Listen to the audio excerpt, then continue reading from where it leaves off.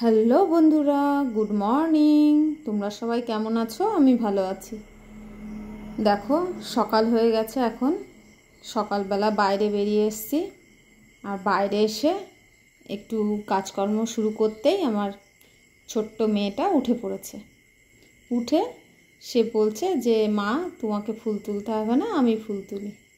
দেখো, আমার ছোট্ট মেয়েটা এখন কত বড় হয়ে গেছে। সে আমার কাজে এখন হেল্প করতে চাইছে।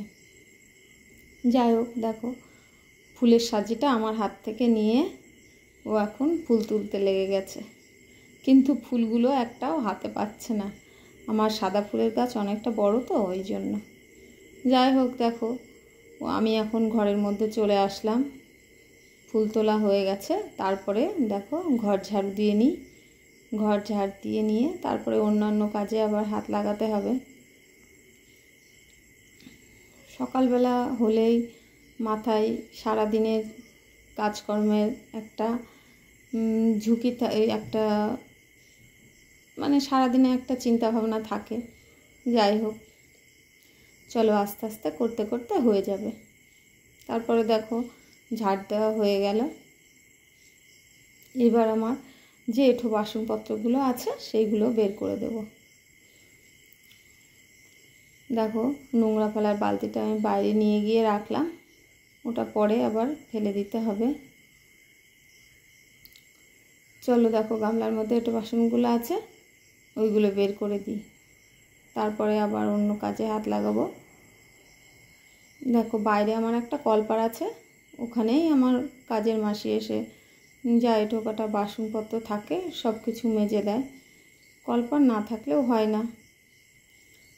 তারপরে দেখো, কলপারে বাসনগুলো নামিয়ে আমি চলে এসেছি ঠাকুর ঘরে।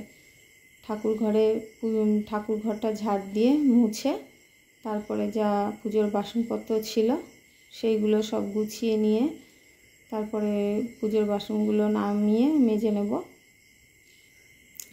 চলো, মেজে নিয়ে তারপরে আবার অন্য কাজে হাত লাগাই। দেখো, আজকে অনেকগুলো জামা কাপড় ভিজিয়েছিলাম, সেগুলো কেচে ধুয়ে নিই। কেচে ধুয়ে তারপরে আবার মেলে দিতে হবে। দেখো, সমস্ত জামা কাপড়গুলো মেলে দিয়েছি। আজকে অবশ্য 2বার জামা কাপড় কাচতে হয়েছে।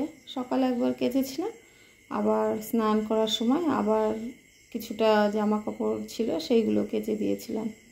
এদিকে দেখো, আমার ফুল তোলা, পুজোর বাসন, এইগুলো মাজা সবই হয়ে গেছে। তারপরে দেখো, রান্নাঘরে চলে এসেছি। রান্নাঘরে এসে চা করে নিয়েছিলাম। চাটা করে সবার চা খাওয়া হয়ে গেছে। শ্বশুরমশাই, তোমাদের দাদা ভাই। যাই হোক, আমি চা খাইনি, আমি বাকি আছি। আমি একটু চা, বিস্কুট, মুড়ি এইগুলো খেয়ে নিই। সকালবেলা তো আর বসে চা খাওয়ার সময় হয় না, কারণ সকালে আমাদের রান্নার তোড়জোড় থাকে।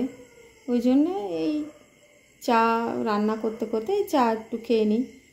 যাই হোক, এদিকে দেখো, মাছের ঝাল হচ্ছে, আর এদিকে ডাল বসিয়েছি, মুসুরির ডাল। ডাল সিদ্ধ হচ্ছে, ভাতটা আগেই হয়ে গেছে। এদিকে দেখো, আমার রান্নাবান্না মোটামুটি কমপ্লিট হয়ে গেছে। এদিকে মেয়ের জন্য একটু ভাত রেখেছি, ডাল দিয়ে আর ভাত দিয়ে। এদিকে মাছের ঝাল, এদিকে আলুর চিপস, এদিকে মুসুরির ডাল আর ভাত। আর এদিকে কড়াইয়ে হচ্ছে আলু পটলের তরকারি। আর এদিকে কালকের একটু মাছের ঝোল ছিল, সেটা নষ্ট করে কী হবে, চলো আমিই খেয়ে নেব। যাই হোক, মেয়েকে স্কুলে পাঠাবো মনে করলাম, কিন্তু মেয়ের আজকে স্কুল বন্ধ, স্কুল হবে না। ওই জন্যে মেয়েকে খাইয়ে দাইয়ে স্নান করাতে যাব। আর তখনই শুনলাম যে স্কুল হবে না, আর পাঠাইনি। যাই হোক, দেখো, এদিকে বেসিনে বাসন আছে কয়টা, ওইটা মাজতে হবে। আর এদিকে আজকে শিলপাটায় বেটে আমি রান্নাটা করেছি। আর এদিকে বটিটা তুলে ফেলবো। মেয়ে এসে এটা বিস্কুট খাবো করছিল, পেছনে দাঁড়িয়েছিল। যাই হোক, দেখো, তোমাদের দাদা ভাই, আমার শ্বশুরমশাই, আমার ছেলে সবাই ভাত বেড়ে নিয়েছি। সবাইকে ভাত খেতে দেবো। ছেলে খেতে বসে গেছে। যাই হোক, এদিকে দেখো, তোমাদের দাদা ভাইদের টিফিন একটু গুছিয়ে দিলাম। অল্পই নিয়ে যায়, বেশি নিতে চায় না। তারপরে খেয়ে দিয়ে নিয়ে তোমাদের দাদাভাই আর ছেলে বেরিয়ে গেল, যাই হোক গেটটা দিয়ে দিল শ্বশুরমশাই। এদিকে দেখো আমি ভেতরে এসে খাওয়া দাওয়া করে নিয়েছি। খাওয়া দাওয়া করে নিয়ে তারপরে দেখো সমস্ত কাজকর্ম গ্যাস ট্যাসগুলো মুছে পরিষ্কার করে নিয়েছি, বেসিনটা পরিষ্কার করে নিয়েছি। নিয়ে তারপরে দেখো একটু তাল ছিল, সেটা ফ্রিজে ছিল, যাই হোক দুধ দিয়ে আর একটু ফুটিয়ে নিই, তাহলে খেতে একটু টেস্ট হবে। যাই হোক তালটা ফোটানোর পরে গ্যাসটা আবার নোংরা হয়ে গেছিলো, আবার আমাকে মুছতে হলো। তারপরে বন্ধুরা দেখো মেয়ে স্নান করে টিপ পরিয়ে দিয়েছি, একা একাই পাউডার মাখছে। এদিকে তাকাও, হাই বলে দাও। কি করে পাউডার মেখেছ? না আমি ঠিক করে দিই, ভালো হয়নি। সব কাজ একাই করতে চায়। দেখো মেয়েকে পাউডার মাখিয়ে দিয়েছি, নাকে লেগে গেছে। এই দেখো, দেখেছ? এখন ওকে ভাত খাইয়ে নেবো, কারণ সকালে একটু খেয়েছে, তারপরে আর কিছু খায়নি। এখন একটু ভাত খাইয়ে নেবো।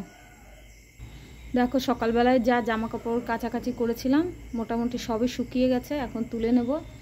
দেখো প্রচুর জামা কাপড় কাচাকাচি করেছিলাম, দেখো সেগুলো সবই মোটামুটি শুকিয়ে গেছে, এখন তুলে নেব। কারণ আজকে প্রচণ্ড রোদ হয়েছে।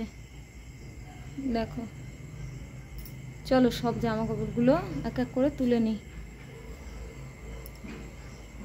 তারপরে দেখো মেয়েকে স্নান করিয়ে আবার মেয়ে একটু খিদে পেয়েছিল, আর সকালে একটু খেয়েছিল, তারপরে আর অল্প করে খেয়েছিল, খাইনি তারপরে কিছু। তারপরে মেয়েকে ভাত খাওয়াতে চলে আসলাম।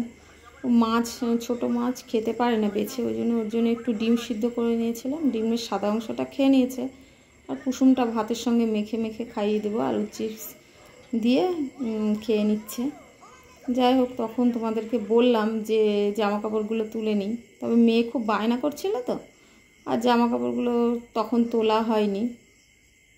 তারপর মেয়েকে খাইয়ে নিয়ে আমি খেয়ে দিয়ে নিয়ে তারপর আবার জামা কাপড়গুলো তুলতে আসলাম। দেখো আকাশের ওই পূর্ব দিকটা কত সুন্দর লাগছে দেখতে। আজকে এত রোদ হয়েছিল, সমস্ত জামা কাপড় শুকিয়ে গেছে, কিন্তু দেখো আবার এত রোদ, আবার বিকালের দিকে প্রচণ্ড বৃষ্টি হয়েছে। খুব জোরে বৃষ্টি হয়েছে। দেখো আকাশটা কত সুন্দর দেখাচ্ছে ওই দিকটায়, খুব ভালো লাগছে। তারপরে তো চলো সব জামা কাপড়গুলো মোটামুটি তুলে নিলাম, শুকিয়ে গেছিলো, যেগুলো ভিজা ছিল ওইদিকে একটু টেনে টেনে দিলাম, কারণ ওইদিকে হালকা রোদ আছে এখনও, রোদের জন্য আমি আবার মাথায় কিছু দিতে হয়েছে। যাই হোক দেখো তারপরে আবার সন্ধ্যা দিতে চলে আসলাম, খেয়ে একটু শুয়েছিলাম মেয়েকে নিয়ে, তারপরে উঠে আবার টুকটাক করে সন্ধ্যা দিতে চলে আসলাম। সন্ধ্যা টন্ধ্যা দিয়ে আবার দেখো কালকে আবার পুজো আছে একটা, পুজোর কিছু একটু গুছিয়ে রাখতে হবে, না সকাল সকালই তো ঠাকুরমশাই চলে আসবে, সময় পাওয়া যাবে না, ওই জন্য চলো একটু যা মাজা ঘষা করতে হবে একটু গুছিয়ে রাখি, তাহলে সকাল সকাল আমার একটু সুবিধা হবে। তারপরে দেখো সবগুলো গুছিয়ে নিয়ে আবার এদিকে রান্নাঘরে চলে এসে চাটা করে নিয়ে সবাইকে দিয়ে চাটা খেয়ে নিয়ে আবার দুপুরবেলায় মাজা কিছু বাসন ছিল সেইগুলো গুছিয়ে রাখি জায়গাটা জায়গায়, না হলে তো ঘরের মধ্যে তো দেখতে খুবই বাজে লাগে। তারপরে চলো ছেলে পড়তে যাবে, ছেলে আর তোমাদের দাদাভাই দিতে যাবে, পড়ে আসুক, আজকে রুটিটা কিনেই নিয়ে আসবে, বাড়িতে বানাবো না। যাই হোক বন্ধুরা তোমরা ভালো থেকো, গুড নাইট।